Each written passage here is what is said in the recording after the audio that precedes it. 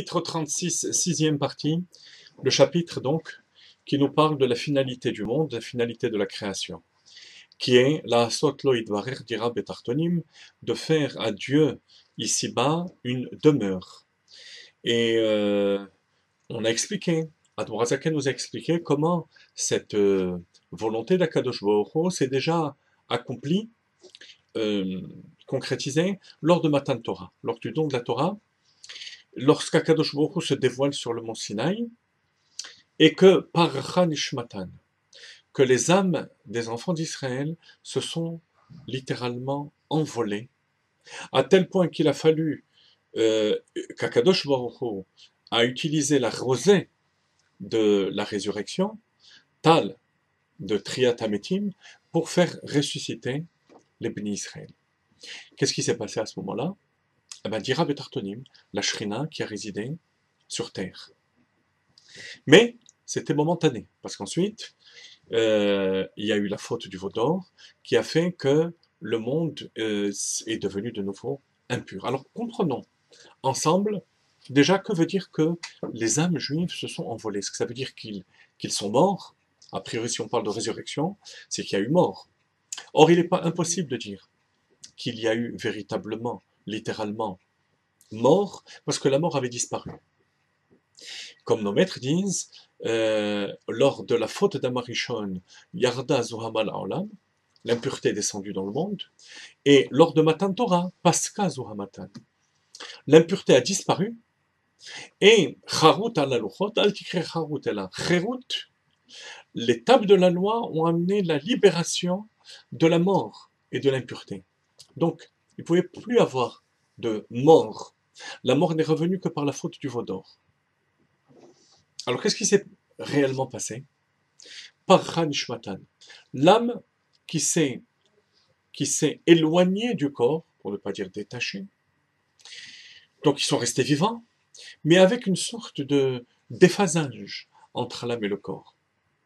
Donc, on ne peut pas parler de dira betartonim, que Dieu a véritablement résidé chez le peuple juif et dans le monde, puisqu'ils n'ont pas intériorisé ce dévoilement. C'était vécu comme quelque chose de surnaturel, avec une exaltation particulière, mais pas comme quelque chose d'évident et naturel. Donc il ne s'agit pas encore de dira betartonim. C'est ce qui va faire d'ailleurs que 40 jours plus tard, ils vont faire la faute du veau d'or, parce qu'ils n'ont pas intériorisé ce dévoilement. Ça, c'est un premier point. Le deuxième point, c'est qu'il a fallu utiliser la rosée de la résurrection. Qu'est-ce que cette rosée? Admorazaken nous dit, Vehu tal Torah shenikra oz, kema marazal, kol haosek batorah, tal Torah mechayuchulo. C'est la Torah elle-même. Qu'est-ce qui va remédier au détachement de l'âme par rapport au corps, conséquent au dévoilement de Matan Torah? C'est la Torah elle-même. Mais quelle partie de la Torah? La partie essentielle, la partie profonde, le sod de la Torah, le pnimiyut à Torah, qui est caché dans la Torah, et qui, seulement elle, cette partie, est capable de permettre à l'individu d'intérioriser le dévoilement de la Torah. En d'autres termes, pour qu'il y ait un équilibre total entre la neshama et le corps, entre Dieu et le monde, il faut toucher le pnimiyut Torah, les profondeurs de la Torah, qu'on appelle la rosée de la Torah.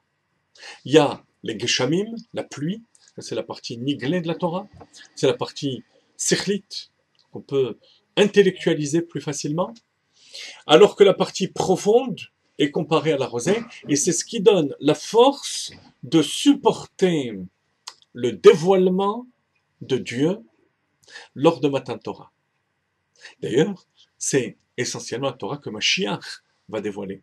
Et on comprend pourquoi.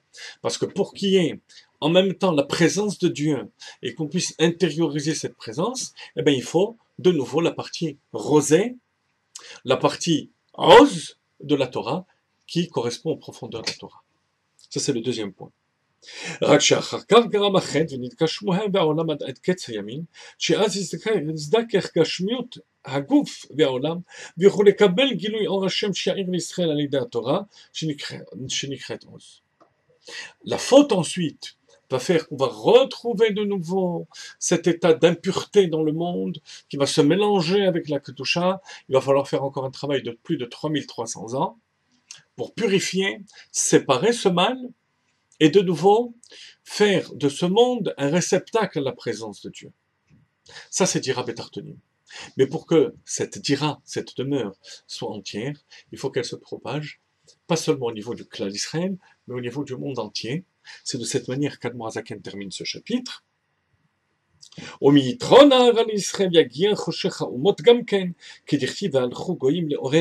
Les nations marcheront à ta lumière. On dit chaque matin, Bet Yaakov, le peuple juif, la maison de Yaakov, avancez pour qu'on puisse avancer nous aussi, les nations du monde, à la lumière de Dieu.